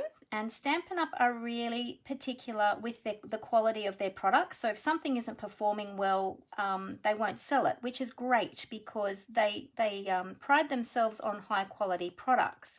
So the Blendabilities they pulled, and then they reconfigured them. They did some tests on them, and they were gone for, like, they didn't have any alcohol markers for years. And then they redesigned them. They fixed all the problems that there were with them, and then that's when they brought out the Stampin' blends. So this is the new improved version of the original Blendabilities, but these apparently are so much better. Now, I never had the Blendabilities. That was before I was a Stampin' Up demonstrator, so more than 5 years ago, because I've been a demonstrator for 5 years now. But I believe that these ones, from what everybody has been saying, are so much better than the original Blendabilities, which is great. I love that Stampin' Up really prides themselves in their products, and you know, won't sell inferior products. If something isn't performing to the standard that's expected, then they won't sell it, which is really great. You know that you're getting top quality products with the Stampin' Up products. So we're getting there, everyone. We're getting there. So that's a bit of a story about the origin of the Stampin' blends. Now, there's lots of different other techniques that you can do with Stampin' blends. You might have seen people doing some of the alcohol backgrounds lately. So to do that, you can use the Stampin' blends, but you need liquid alcohol as well to make them blend out. And you need to use a high percentage of the alcohol, like not just a typical rubbing alcohol, like Isocol that we have here in Australia doesn't do the trick, because I think it's only about 70%. You need like a high grade, like I think they said over 91% or 100% alcohol, which I believe you can get from the hardware store. Next time my husband goes to the hardware store, I'm going to get him to get me some so I can play with that technique, because I haven't had a chance to play with it yet. But you can get some really beautiful finishes. I'm going to just try and go a bit quicker here and do a few more leaves at a time. Yeah, you can get some really beautiful backgrounds and things made with the Stampin' blends and some liquid alcohol. And so you use acetate sheets, and you colour on and the Stampin' Up acetate is a beautiful acetate. It's not acetate, sorry, vellum. Vellum, I mean, not acetate, vellum. You can use these on acetate though, however. They do dry on acetate because it's non-porous. But no, you colour onto vellum, and then you do different colours onto vellum with your Stampin' blends, and then you put your alcohol into a spritzer or a little spray bottle, and you spritz over it, and all the color just, when I get the alcohol, I'll do that on one of my Facebook lives. We'll do a little technique. We'll have a little play with that technique, and all of the color just disperses and becomes all sort of mottly and gorgeous, and you get some beautiful backgrounds using that technique. But yeah, I just haven't been able to get the actual percentage of alcohol that you need to do that, because it's a special type that you need. So yeah, has anyone tried that? Let me know if you've tried that that technique. Yeah, so Kelly paints both with paints and pastels, etc. Oh, beautiful. Oh, you'll love these Stampin' blends then, Kelly. You really will. And the Stampin' blends that we have, they are in the Stampin' Up colors. So that means that they coordinate with all of the other Stampin' Up products. The same with the watercolor pencils and our Stampin' Write markers, like all of our coloring tools. They're in the Stampin' Up colors, so in the color family. So they do coordinate with all of the other Stampin' Up products, which is great. So then you'll know that you'll always be able to, you know, color match them and color coordinate them with your cardstock and your papers and your inks and things like that. So yeah, there we go. So there we have our flower. Now we've got some little gaps here in between the leaves. You can either choose to leave them, because if you see a real poinsettia, you know, they do sort of come out from the center of the flower, and there is usually a little bit of a gap. Or you can do, so you can see I've left the little gaps there at the moment, or you can fill them in like I did on the first one here and make it look like a more of a full flower. So let's fill that in. It's totally up to you which way you do it. There's no right or wrong way, and it looks great either way, but let's fill them in just to make it a bit more of a fuller flower, and to sort of take away that white background as well from the paper. So we'll fill that all in there. There we go. And see, it looks like a much fuller flower now. There we go. Okay. Oh, there's a little bit of white left there. So just having a look to see if I've left any little white gaps, and we'll fill that in. Beautiful. There you go. Okay. So now we are ready to die cut. So we'll die cut, we'll give that poinsettia a moment to dry, and we'll die cut our label first. Now I'm just going to use my Stampin' Cut. Oh, thank you, Kimberly. Kimberly says beautiful colours. Kimberly said, my friend Navon does everything. Cards, painting, knitting. She's very talented, isn't she? Yeah. She's not actually with us today. She usually pops on, Navon, but she's not here today. She must be busy. Oh, it's late where you are too, isn't it? Because you're over in the US. So it's late at night where you guys are. She's probably asleep. Maybe she'll jump on Thursday, because Thursdays I'm on at 11 a.m. So it's a bit earlier for you guys over there. Kimberly said she'd like to see the technique that I mentioned. She's taken a class with the alcohol in spritzers on photo paper. Yeah, it would work on photo paper too. That's another great tip. I should try that. Anything that's glossy. Kimberly said Navon's usually still awake till 4 a.m. She sounds like me. Actually, I think we've had that conversation before too, that we're both night owls. Alrighty, so we'll pop these ones to the side for a moment, and we'll do our sentiment first. So I'm bringing in my mini today. I think all of my dies today will fit on the mini. So I've got my number 1 base plate and my number 2 clear acrylic cutting plate. Grab out our die. So the die I'm using for the sentiment label is from the Hippo and Friends Dies. And I'll just pull those out. And we're using, oh, which size is it now? I think it's the second one, or is it the third one? Can't remember now. Oh, it might be the largest. Wait, let me check on my original. Oh, it might be the smallest one. Is it the smallest one? It was the smallest one. There we go. Let's just double check. Yes, it's the smallest one. Couldn't remember which one we'd used. There we go. All right, because as I said, Amber and I actually collaborated on this project. So I love that I have, I love that I can collaborate on projects and do crafting with my daughter.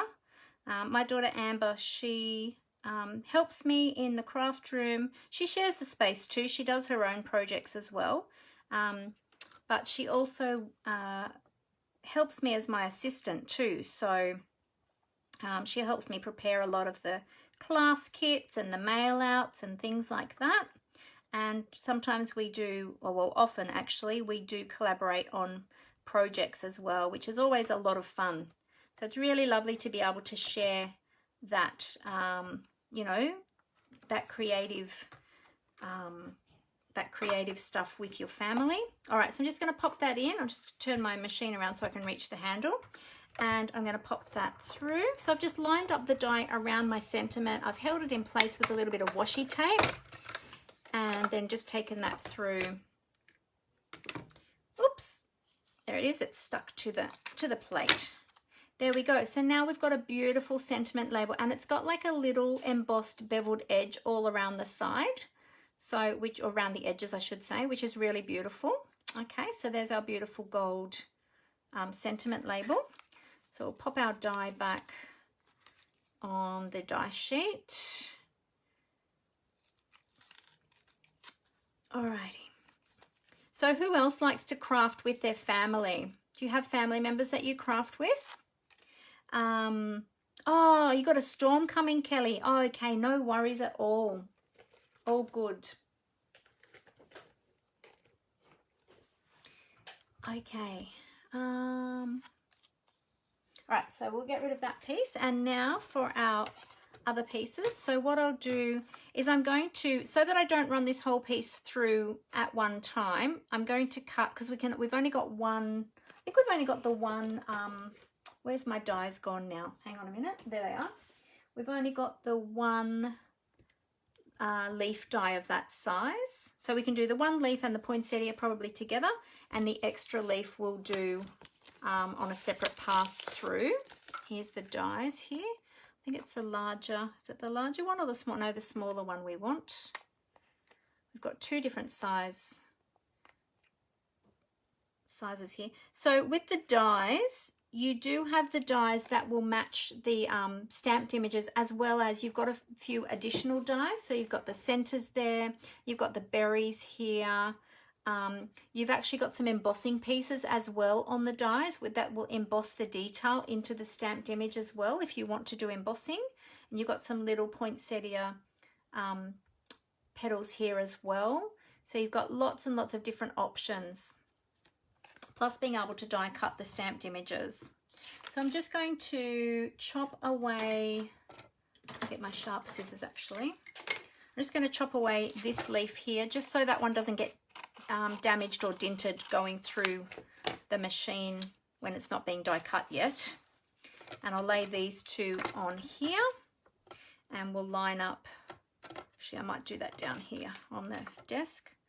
We'll line up the dies for these two, and I'll get some more washi tape. Actually I can use what I've got here, and then I'll get a little bit more for the poinsettia itself. And we'll just lay that down, hold that in place so that it doesn't move. Now, if you don't have washi tape, you might have some painter's tape or some masking tape that you can use. And then I'm going to take this large flower or large poinsettia die here as well, and then just line that up with my image. So you just keep, if it's not a lot of them aren't symmetrical, so you just keep turning the die around until you get it lining up with your stamped image. That's a wider leaf there. No, I'm going to work out which way it goes. No, it's going to be this way. There we go. Got there in the end. I'll just grab another piece of washi tape from up here. Let's use some purple this time, only because that's the closest one that I could grab. All right, so then we just line that up around the outside edge of that stamped image, And then we're just going to washi tape that down in place. There we go. All right, so now we'll pop that onto our plate. Putting it in there from the edge. See how you've got that straight line edge there? It's good to have your pieces in from that edge. It just helps to feed through a little bit better through the machine. Each of these plates has got a beveled edge, and so if you have your dies too close to that beveled edge, one, sometimes it doesn't feed through as well, and two, it might not cut as well. So you just have to have it away from the very edge of the die. All right, and then we're just going to wind that through.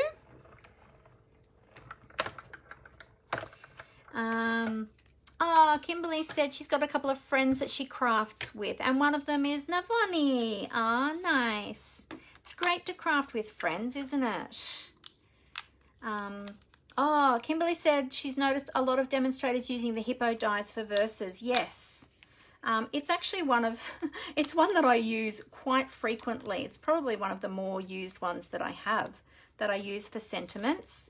The sentiment labels in it are really great, or the label dies, I should say, in it are really great. All right, so I just pop my dies straight back onto my sheet so that I don't lose them. Take them back off there. Try and preserve, notice I'm trying to preserve my washi tape so that I don't waste it. I try and keep using it and using it and using it until it absolutely falls apart.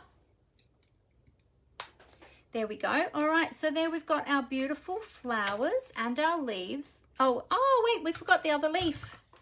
I forgot the other leaf. Hang on a minute. We didn't. I did. All right, let's just die cut this one. So got that lined up. Pop that across there. We actually had a bit of a storm run through here earlier. We had a bit of rumbling earlier. I believe a bit closer out to the mountains it was worse. But here it's funny where we are here. We often miss the worst of the storms. It's like we're in a bit of a channel and it just seems to go either side of us or down one side of us. And we tend to miss a lot of the really bad stuff and just cop the very edge. So yeah, it's pretty good for storms where we are. We hear them. We don't always get hit badly by them. Very rarely do we get hail, and if we do, it's only ever fairly small. So yeah, we're kind of in a good spot right here where we are, but closer to the mountains, yeah, it's a lot worse.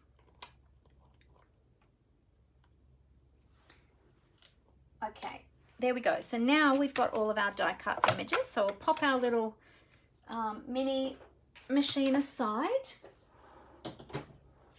Alrighty, and there we've got all of our pieces. Now we can start putting together our project. So the rest of it will be really quick to put together because it's a very simple layout that we're using today. All right, so the first thing we're going to do is we're going to adhere these two pieces together. So I'll just move all of these to the side. I'll just turn this piece over, the designer series paper, and I'm going to add some Stampin' Seal to the back of that. You might like to use some liquid glue if you're concerned about lining things up and getting them straight. You can use a bit of liquid glue, or you might like to use some tear and tape, whichever adhesive you prefer. I've got a bit of glue on my fingers there. I'll just try and get that off so I don't get that everywhere. All right, now these are going to line up end to end, and we're just going to have a little 2mm border at the top and the bottom. So just try and line them up this side, and then I will take them across to the other side. Try and get that border as even as possible. There we go. Beautiful. All right, and then we're going to adhere this to our card, but before we do that, we need to adhere our ribbon. So let's not forget about the ribbon. So we can just have this strip of ribbon like we did on our original, or we can put a little bit of extra ribbon on there. And this is what I just wanted to check to see what it was going to look like with a little bit of a knot bow. So to do a knot bow, I'm just doing it off the spool, and I just want to see what it's going to look like before I actually do it. So I'm just tying an extra little piece. I'll show you how to, if it looks any good, I'll show you how to do it properly in a moment. But I just want to see how it's going to look. Oh yeah, okay, let's do that. So that'll just be an extra little bit like that, and then we can trim up the ends. All right, so this is an extra little piece. I'll show you a little trick, another little trick. All right, so we had our original piece of ribbon that was, how long was that now? 18 centimeters. So that's the piece that's going to wrap around. And then this piece, which is going to form our bow, which I didn't have on the measurements because I wasn't sure if I was going to do it. This piece is 13.5 centimeters. Okay, so you got the two pieces of ribbon. So what we'll do is we'll add some mini glue dots to the ends of our ribbon that are going to wrap around the back of our piece. So one on that end and one on the other end. So I'm just picking up the little glue dots onto the end of the ribbon.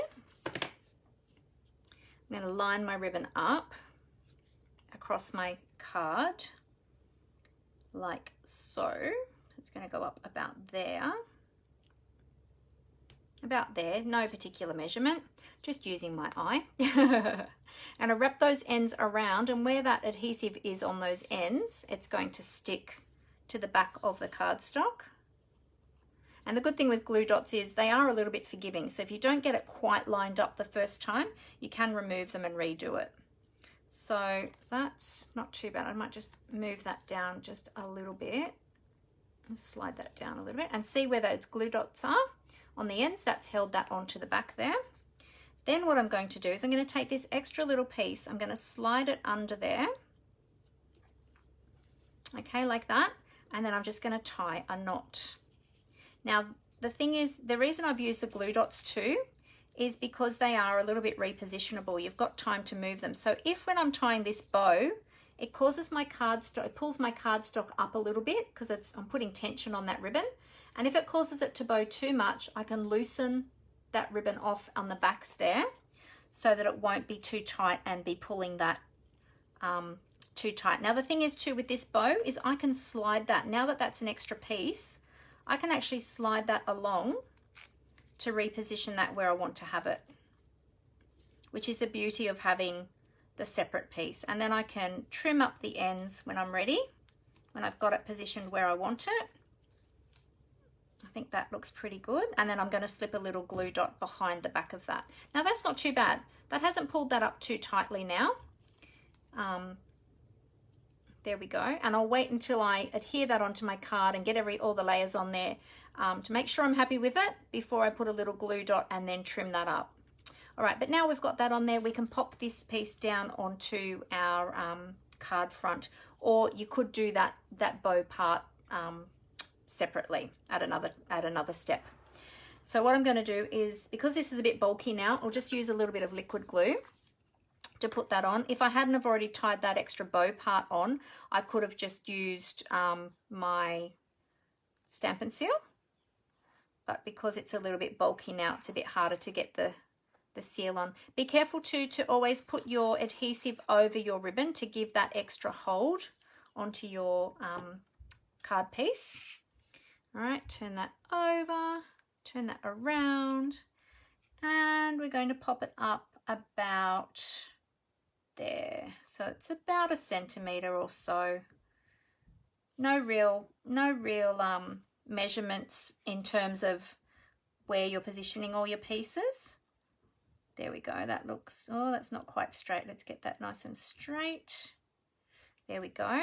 Okay, then we'll press that down and that piece will be nicely adhered to our card base. There we go. Check that we've got our card opening the right way. Yes, I should have done that first before I stuck it down, shouldn't I?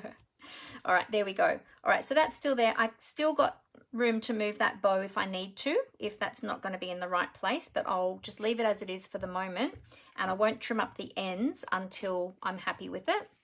All right, next thing we're going to do is adhere our sentiment. So I'm going to pop some Stampin' Dimensionals onto the back of that. And I'll grab my take your pick tool, or let's just cap the glue. That would be a good idea. Grab my take your pick tool, and I'm just using the piercing end, the paper piercing end, and I'll pop a couple of Stampin' Dimensionals down here, and I'm going to put some in the center as well because I don't want this to be saggy. There we go. Alrighty, so we'll remove those backings. We've got those little paper backings on the back of our Stampin' Dimensionals, so we'll pop those in the bin. And then we're going to pop our ribbon down. Now I'm going to overlap that a little bit over my sentiment and just have it in from the edge a little bit. So we'll pop that down about there. Make sure that I've got those points straight. There we go. Beautiful. Okay, now we need to do our poinsettia. Now, with our poinsettia, it's a good idea to adhere your leaves first onto the back of your poinsettia before adhering that down onto your card, because we're going to pop the whole thing up onto our dimensionals. So I'm just working out which angle I had it on my other card. I think it was that way. Let's see, which way did I have it? I think I had it around the other way. Let's see, that way, that's it. All right, so I'm going to pop a little bit of glue just on the base of my leaf there.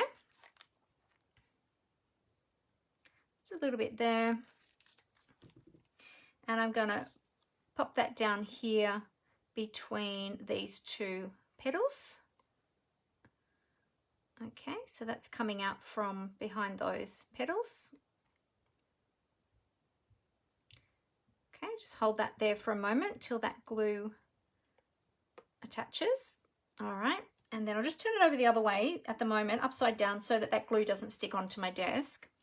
And then we'll take this one and we're going to do the same again. So just a little bit of glue on the tip there. Flip that back over and then attach that. Let me get that at the right angle. You can really attach it wherever you like, but I'm going to attach it like that there. Okay, and then as you're doing this, before it really sticks tightly, you might want to just double check that your leaves are going to fit on your card and not be hanging off the edge of your card, because you don't want them to be hanging off the edge of that card. I'll just slide that one in a tad more. There we go. And you can point that at a slightly different angle. You can really put them however you like. There we go. All right, so push those on, and then we're going to put dimensionals on the whole back of that. So we'll put a dimensional on each of the leaves, and then we're going to put a few on the flowers as well, the back of the flowers. And I've run out of the large dimensionals, so don't waste your edge pieces. You can use your, thank you, Kimberly. You're very welcome. So then with the edge pieces, you can utilize those as well. So don't waste them, don't throw them out. I like to cut those little strips in between to keep them for smaller items that I'm sticking on. And then these bigger pieces in between, I like to use for the larger pieces. So certainly don't throw those out. Make sure that you use them as well. All right, so I'll use some of these edge pieces now, and we're just going to pop them here and there to, just make sure that that piece is all well supported. So if you're unsure if you've got enough dimensionals, what you can always do is you turn your piece over, just press it and see if there's any bouncy bits or any bits that look like they're going to sag, and then you can just add some more dimensionals in there if you need to. But that's pretty good. I'm going to leave it there, and then we'll remove all of these backings, and we're going to add that onto the front of our card. Okay, so there we go. So we're going to, let's put it up the right way. I nearly put it down the wrong way. So we're going to have it like this, and we're going to have it overlapping the sentiment label a little bit. I've got to be careful where I put that. Oh, I've actually put that dimensional in the wrong spot. I'll just take that one back off because I want that to overlap the label and it can't with that one there. So we'll just take that one back off, and this one might be in the way too, but I'll just try to lay that down first and we'll see how we go. Let's see. Oh no, that's okay. That's all good. In fact, where that has landed is probably pretty good. We'll just bring it down a little bit more. Oh, tuck it down a little bit more there, like so. There we go. So we'll add that on there. Beautiful. Now we can adjust our ribbon.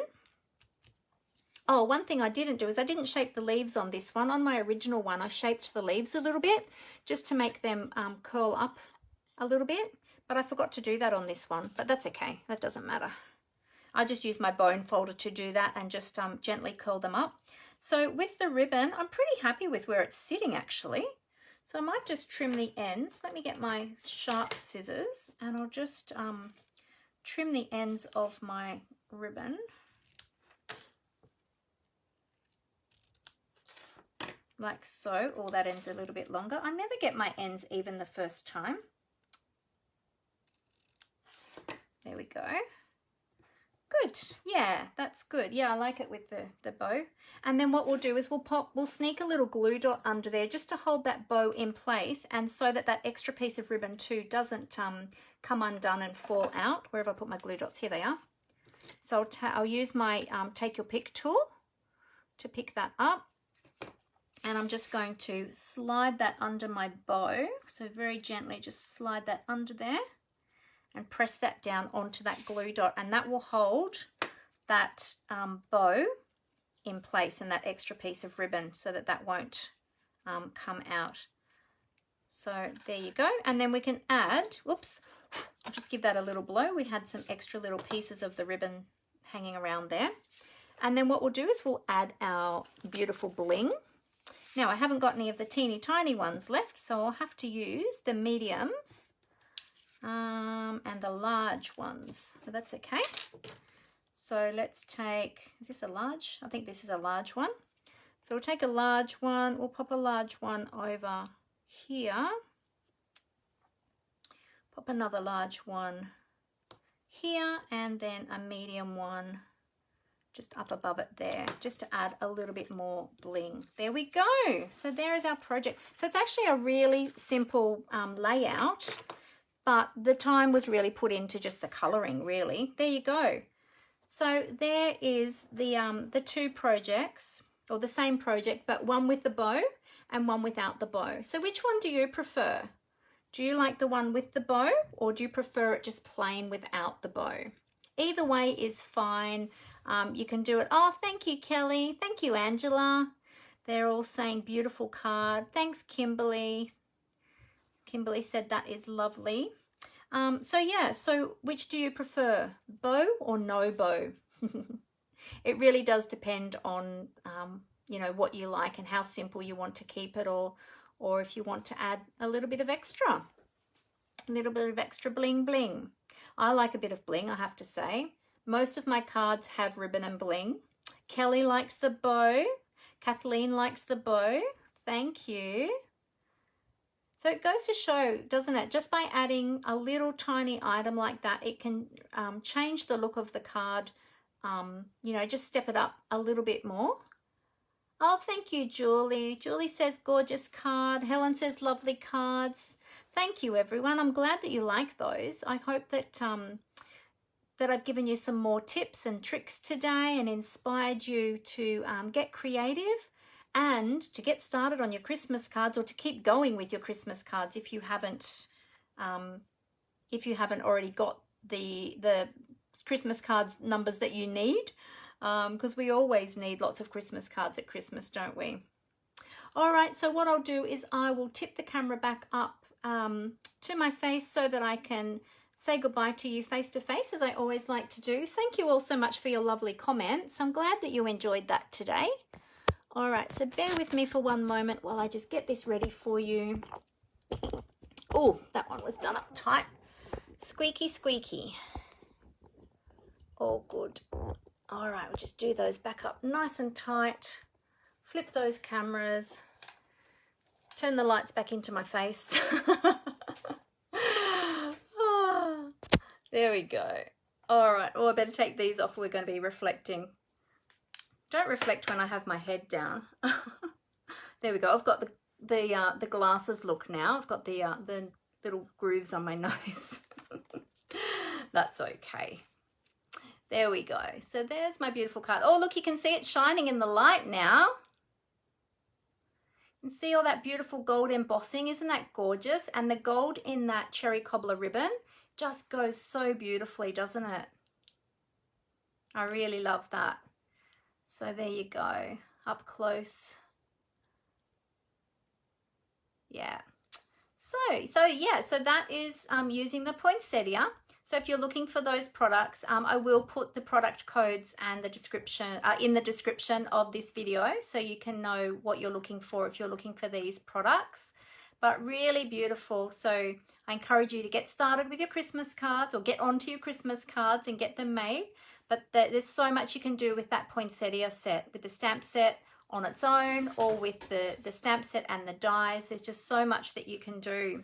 So if you have any questions about anything I've talked about today, if you need any help with products, or any questions about Stampin' Up! Or anything like that, feel free to get in contact with me. I would love to help you. And I'm just looking for my little flyer. There we go. Remember that at the moment you can get the Stampin' Up! Starter Kit for $130 and choose $235 worth of product to put in that starter kit, and you'll still only pay $130 and get free shipping, and then get 20% discount on all of your products. You don't have to sell. There's no pressure to sell, no pressure from me, no pressure from Stampin' Up! If you decide that it's not for you, you can leave at any time, but you do have up until April to be able to enjoy that 20% discount before you have to make a decision if you want to stick around or not. And if you don't, no worries. There's no exit penalties or anything like that. You just go back to being a customer. It's super easy. But if you would like more information about that, please feel free to get in contact with me. I'd love to answer any of your questions. And of course, I'd love to welcome you to my beautiful team. So I hope you all have, oh, Kelly said she loves the gold. Yes. If you haven't done heat embossing before, Kelly, that's another thing you'll really love. You'll really love to do some heat embossing, and I can help you with that too, if you need help with learning how to do that. Although you saw me do it today, it's pretty easy. So I hope you all have a great week. Now I will be going live again, hopefully, if all goes to plan, on Thursday morning at 11 AM Australian Eastern Daylight Time. So I look forward to seeing you then if you're able to join me. If not, I look forward to seeing you again next Monday at 4 PM Australian Eastern Daylight Time.